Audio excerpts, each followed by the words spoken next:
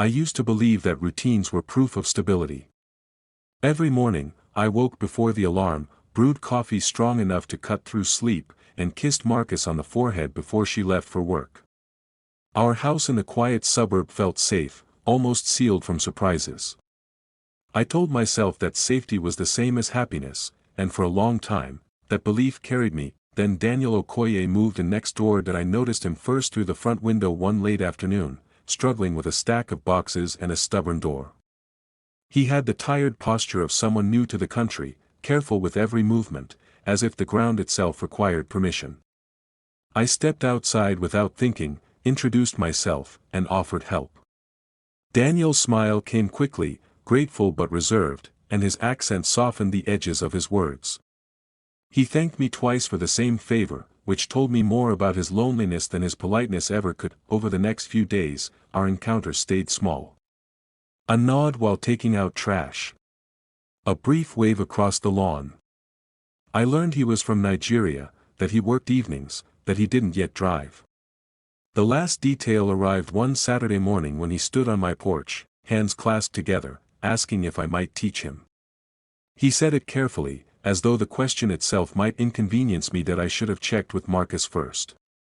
Instead, I said yes. The first lesson took place in my old sedan, parked on a wide, empty street at the edge of the neighborhood.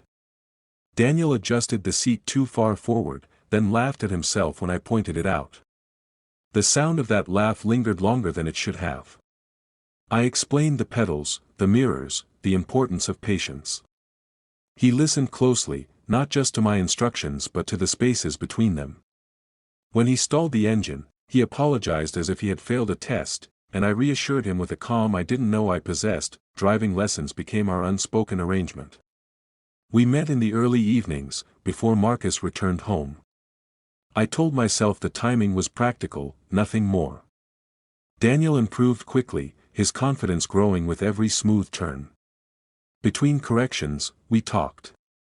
He spoke about missing his family, about the weight of starting over, about how silence felt heavier in a foreign place. I shared less, but when I did, he remembered everything. That attention felt rare. At home, Marcus and I still functioned well. We discussed groceries, bills, weekend plans. She trusted me completely, and that trust wrapped around my chest like a quiet promise. Yet I noticed how often I checked the clock, how my thoughts drifted toward the sound of Daniel's voice or the way he concentrated when parallel parking. None of it was physical.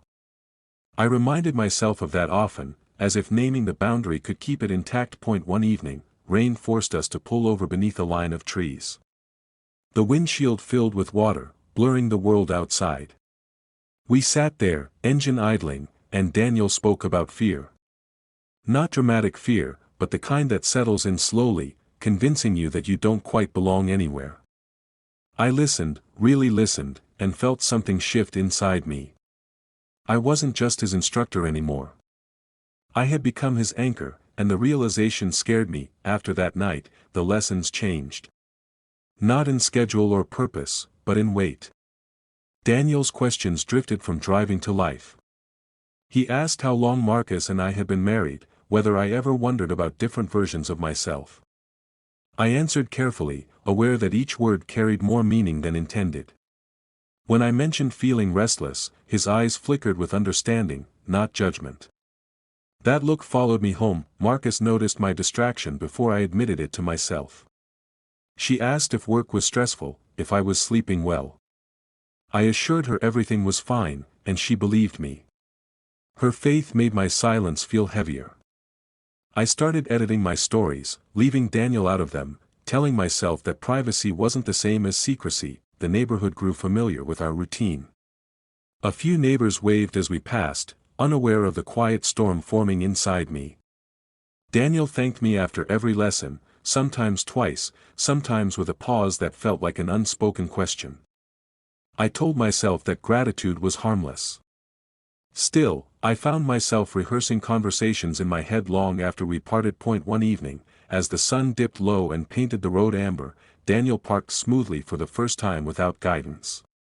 He turned to me, pride clear on his face, and said my name softly, as if testing how it sounded aloud. In that moment, I understood that something had already crossed a line, even if no one else could see it. That I congratulated him, stepped out of the car, and watched him drive away alone. The street fell quiet again, but the calm no longer felt safe. As I walked back toward my house, I wondered when teaching someone to drive had become teaching myself how easily I could get lost. After that evening, I tried to convince myself that awareness was enough to restore balance. Knowing a line existed, I thought, meant I could step back from it. Yet the days that followed proved how fragile that belief was. Daniel no longer needed instruction, but he still asked if we could practice, just once more. I agreed each time, disguising eagerness as responsibility. Our conversations deepened in subtle ways. Daniel spoke less about driving and more about himself, about the parts of his life he kept hidden to survive. He admitted that starting over had forced him to examine desires he once ignored. I listened, my hands steady on the wheel, my thoughts anything but. I didn't share everything, but I shared enough to betray the quiet vows I had made to Marcus without speaking them aloud. The tension peaked on an ordinary afternoon. We parked near the edge of town, the engine ticking as it cooled. Daniel didn't reach for the door. Instead, he stared straight ahead and said my name, not softly this time, but with resolve. He told me that what he felt wasn't confusion or gratitude. It was clarity. He said he hadn't planned it, but honesty felt safer than pretending nothing was happening. That I said nothing at first. Silence pressed in, thick and heavy. My chest tightened, not from desire alone, but from the weight of what his words demanded. I told him I was married, as if that fact were new information. Daniel nodded, his expression calm but wounded. He said he knew, and that knowledge didn't erase what he felt. That was the moment I understood how far things had already gone. That I ended the lesson abruptly. I told Daniel we should stop meeting like this, that continuing would only hurt people who didn't deserve it. My voice sounded steadier than I felt. He accepted my decision without argument, which somehow made it worse. Before leaving, he thanked me for more than the driving. I watched him walk away, aware that restraint didn't feel like victory. It felt like loss. That night, the house seemed smaller. Marcus moved through our shared space with familiar ease, unaware of the fracture forming beneath my composure. She spoke about her day, about plans for the weekend, and I responded at the right moments. Each word felt borrowed. When she touched my hand, affection simple and sincere, guilt surged so sharply I had to excuse myself. That I sought out Lucas the next day, my oldest friend and the one person who could hear the truth without turning it into spectacle. I didn't give him every detail, but I told him enough. Lucas listened, his expression thoughtful rather than judgmental. He said emotional distance could be as damaging as physical betrayal, sometimes more. He didn't tell me what to do. He reminded me that avoidance was also a choice, and rarely the right one. That I returned home resolved to face what I had been postponing. That evening, I told Marcus I had been distracted, that I felt unsettled in ways I didn't fully understand. I didn't name Daniel. Not yet. I spoke instead about restlessness, about fears I had ignored. Marcus listened closely, her concern genuine. She asked if there was someone else. The question landed softly, but it shook me. That I said no, because the truth was more complicated than a single word. Marcus nodded, trusting me again, and that trust felt like both a gift and a burden.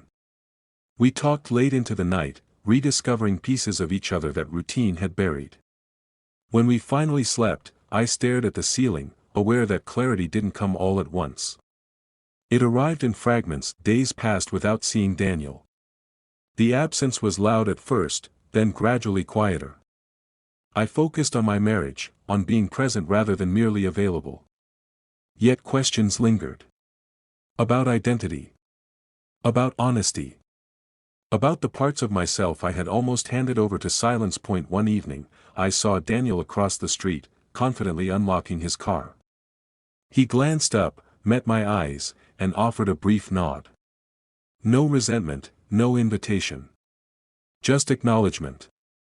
In that small gesture, I felt both relief and unfinished business. That I turned toward my house, uncertain of what the future demanded but certain of one thing: some lessons don't end when the engine stops.